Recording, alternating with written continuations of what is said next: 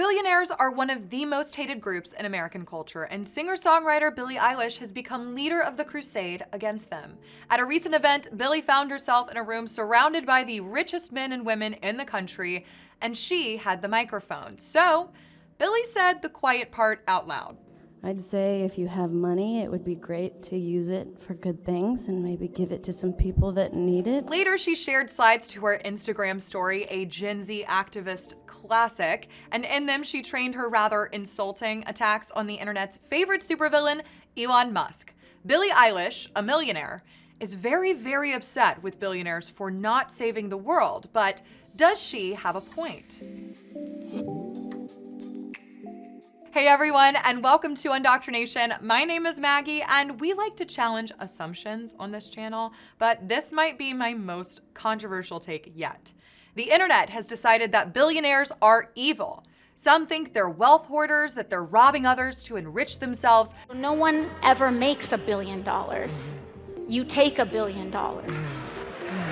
Some believe that anyone with that much money should simply give it all away. Give me that. Behind these takes are a lot of assumptions about money, the way the world works, the way the world gets better. But can I say something without everyone getting mad? Billionaires are good for us, and their existence is a net benefit to the world. How dare you? Most of the time. But even if you disagree with me, please stick around for the whole video because we probably agree on something fundamental. We want people to live happy and meaningful lives. So how do billionaires fit into that picture? We'll talk about that and more, but first, let's return to Billie Eilish. Billie is a distinctly Gen Z kind of millionaire. Her first hit song, Ocean Eyes, catapulted her to fame at only 14 years old. She's since made millions through her music and donated much of it to fighting climate change and alleviating food insecurity. But Billie said something interesting in her first speech. Love you all, but there's a few people in here that have a lot more money than me. If you're a billionaire, why are you a billionaire? Well, Billie, you have a lot more money than I do. If you're a millionaire, why are you a millionaire? I'll tell you why. You have been able to deliver something that people want to a much greater extent than I have. And I have a ton of respect for that, and I like your music. But this is also why billionaires become billionaires. They've done what you have, created something valuable on such a massive scale that their wealth has reached the billions. Notably, Taylor Swift did that in the very same industry. But this new status turned public opinion sharply against her. There is no justification for why Taylor Swift is selling 28 copies of the exact same album to her fans other than just to make a lot of money off of them. Delivering what people want or need is far from an act of greed, but of mutual benefit. But I think Billie's question has to do more with why billionaires don't donate their exorbitant wealth. The only problem is, they do.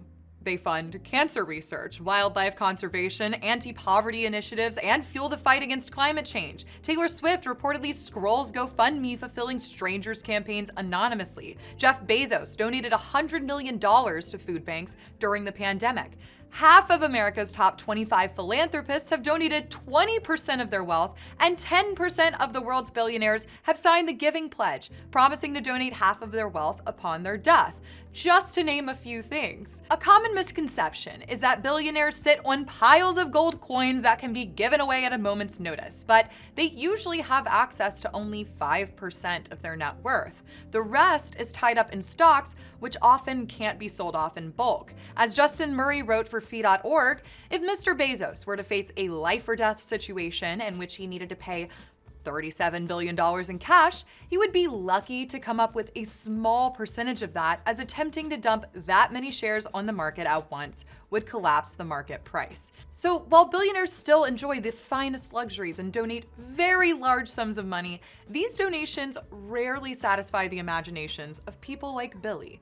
Billie's second line of attack at billionaire Elon Musk was far more antagonistic. Billie shared posts from My Voice, My Choice directing Elon to give $40 billion annually to end world hunger, $10 billion annually to vaccinate babies, and $53.2 billion to rebuild Gaza. Among other choice words, she called him pathetic and a coward. Not how I would approach asking for money, but that's just me. And what made Elon such a deserving target for Billie's abusive language? One could argue Musk has done more to fight climate change and fossil fuel reliance than anyone on the planet, which is one of Billie's chief causes. Under Elon's leadership, Tesla has revolutionized the automotive industry and made electric cars cool. He also belongs to the list of billionaires who have signed the Giving Pledge, although in recent years, he's become skeptical of the charity industry. And for good reason. Throwing money at an issue is not likely to change the underlying cause and sometimes exacerbates it.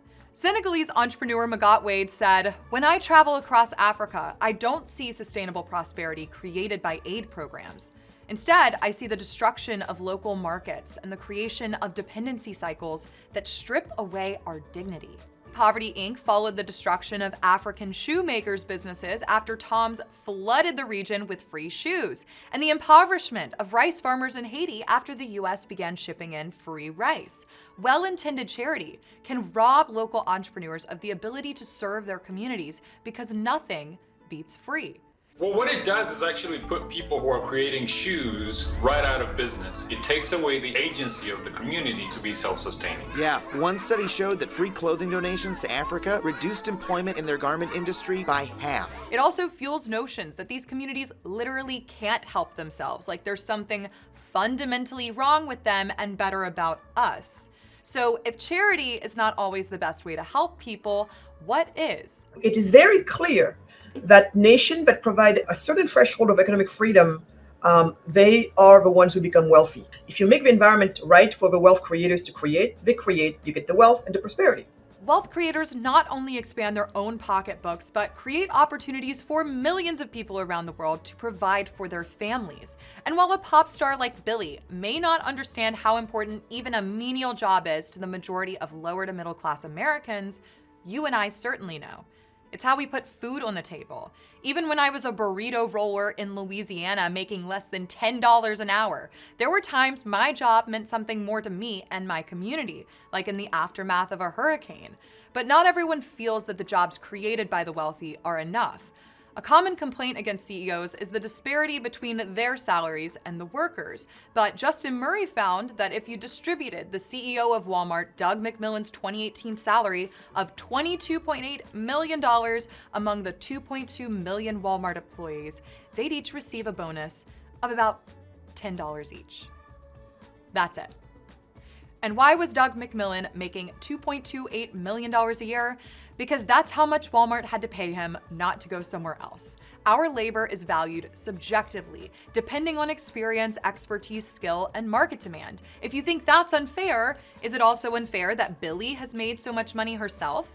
Is it wrong that her managers, stage technicians, and bodyguards don't make her exact salary? She's giving them opportunities to chase their dreams and get paid for it. You guys are getting paid?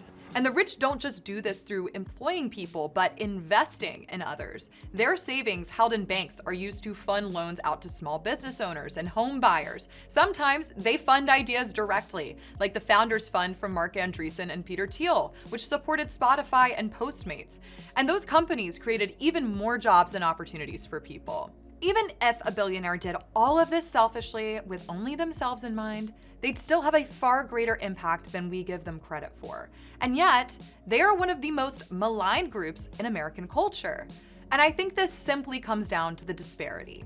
It's hard to live paycheck to paycheck and watch a billionaire seemingly live effortlessly. But billionaires are not wealthy at the expense of everyone else, unless they quite literally stole all of that money. In 1987, Forbes counted 140 billionaires worldwide. Now in 2025, there are over 3,000 of them.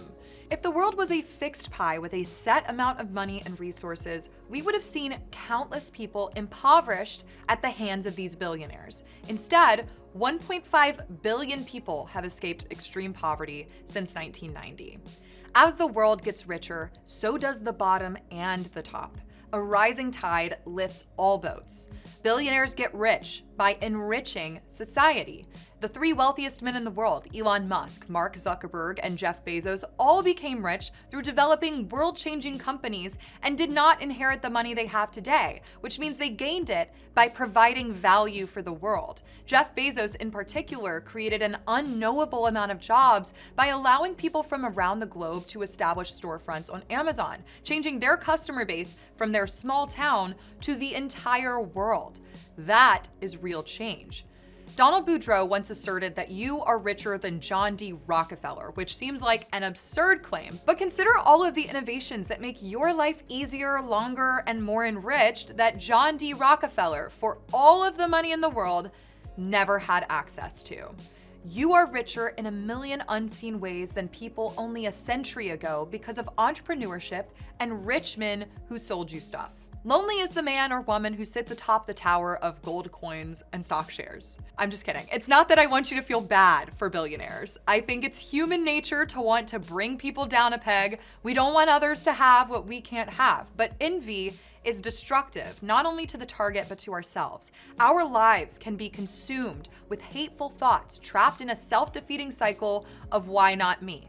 Billionaires are not evil.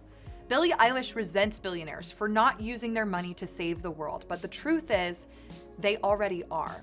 And to them, we should be grateful. I hope you enjoyed this video and that it gave you much to think about. If you disagree with me, please share why in the comments below, and I am happy to hear you out.